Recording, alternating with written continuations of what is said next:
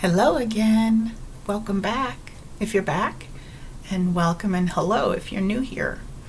I am here to continue the conversation that I started yesterday about specific foods for each Ayurvedic dosha type. So you could be, there's Vata, Pitta, or Kapha. Those are the doshas. And you could be any combination of two. Mostly two. There are not very many people at all who are tri-doshic. I have met a couple of them, but they're few and far between. So you could be Vata Pitta, or you could be Vata Kapha, or you could be Pitta Kapha. And I am here speaking as a Pitta Kapha type, and I wouldn't change it for the world. I just love the qualities of the doshas when they are balanced out. And I love all the doshas, really. But a lot of Vata folks are attracted to my energy because they like the calmness that I normally have about me. And so today, I know last time I went through a very, very partial list of foods to avoid, specifically Vata foods to avoid, Pitta foods to avoid, and Kapha foods to avoid. And I didn't want to just leave you with foods to avoid. So today, I'm sharing a very short list of foods to embrace. And you may or may not have these in your life already. And we're just going to go through that and see what else it brings up. So, foods to embrace if you're Vata. Now, Vata folks have a more of a cold and dry nature. So it's important that a lot of the food is cooked very well, so that because their digestive agni may be a little on the low side. So you want to help it out a bit by making sure the food is cooked. And what you're doing when you cook food is that you're pre-digesting it. You know, it's being broken down. And so the body doesn't have to work quite as hard when it's digesting cooked food. All right, foods to embrace if you're Vata. Cooked apples, bananas, berries, coconut, figs, cantaloupe, pineapple, asparagus, avocado, green beans, okra, summer and winter squash, cooked oats, all rices, red lentils, soy products, cheese, and all milks, as in cow's milk, goat's milk, and all the nut milks, all nuts and seeds. And Vata is sometimes recommended if someone has sort of a severe Vata imbalance and they're very deficient, like it's they could even get to the point of being emaciated and weak. It is recommended sometime that they have some like beef broth, or like little shaved, meat pieces, beef, chicken, duck. Eggs are okay for Vata. All types of oils, and maple syrup. It's not a bad list. And again, it's like this is a partial list. So you could, I'm not saying like run out and buy all these things. But when you're making food choices and you are deciding what sort of fuel to give the body to use, you can just have these types of foods in mind. That's all. That's what I do when I go to the store. It's not recommended for pitta, let's say, to have coconut, but I love coconut.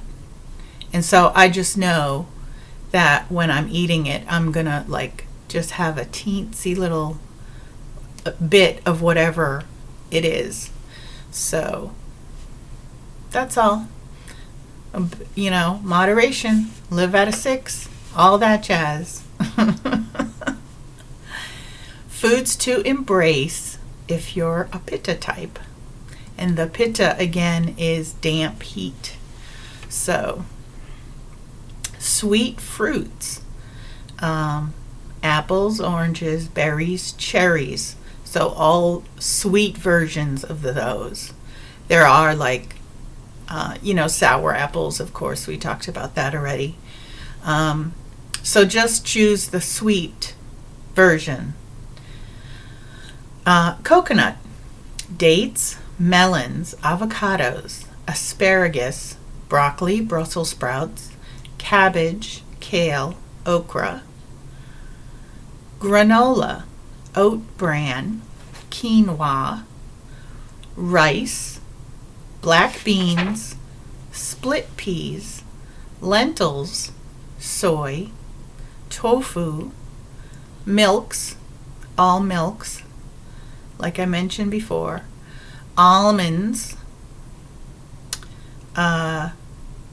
popcorn, sunflower seeds, freshwater fish.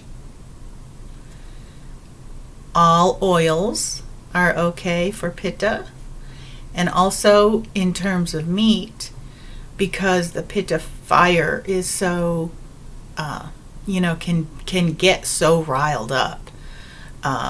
It's actually approved for pitta people to have rabbit and venison. If that's on the menu, it'd be okay to have some. Now, I'm not saying go hunting. I mean, if you're a hunter, yes, go hunt.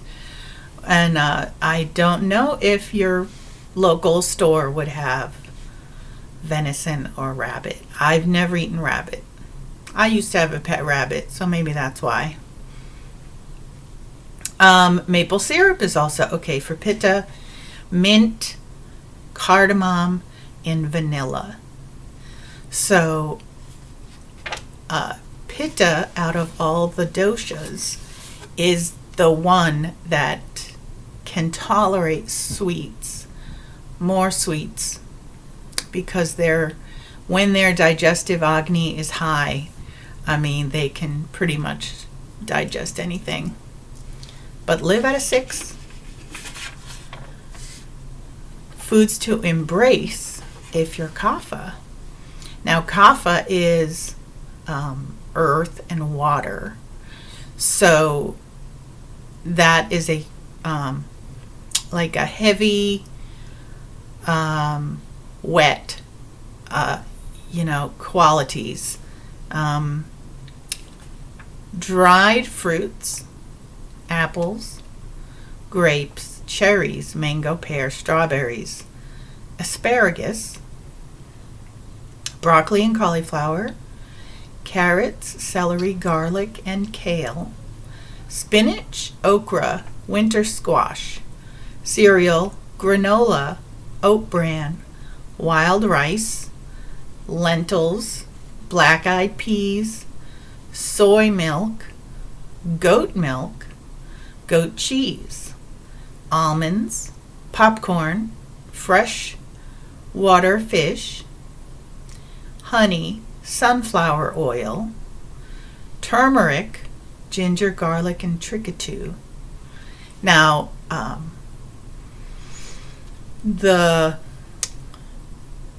therapeutic qualities, of the ginger, the turmeric, and the garlic, and all of that, a kapha person can eat all those things like at, 2 out of 3 meals during the day, and it would be very therapeutic. Trickatoo, it's spelled Trikatu, trickatoo. it's kind of a cute little word, is a combination of 3 different types of pepper. So I think I'm going to guess.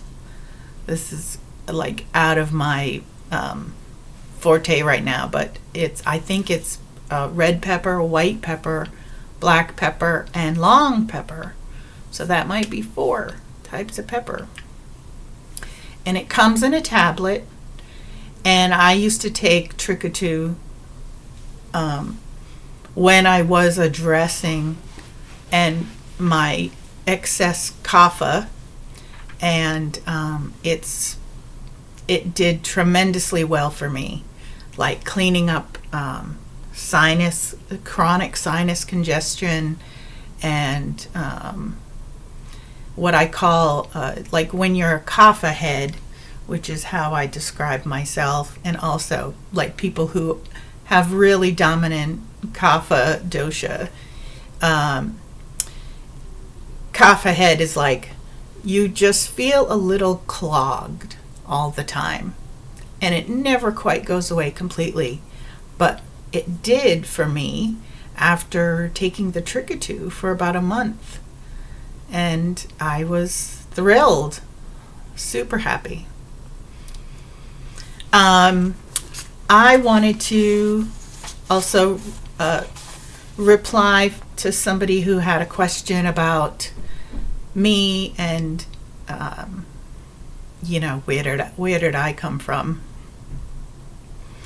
That's okay. When I was in Ayurvedic school, there was a choice point for me. I could either go the route of being a clinician and a diagnostician, or I could go the route of becoming a counselor, a holistic health counselor. And I've never really considered myself a white coat wearing type of person that suits so many people, and it just didn't suit me. And diagnosing people, Ayurveda has the same method of diagnosing as Chinese medicine, and that's a pulse. You hold the pulse of the patient, and you become very sensitized to like a irregular rhythm there in the pulse, and it tells you everything that you need to know. So I just didn't want as much structure.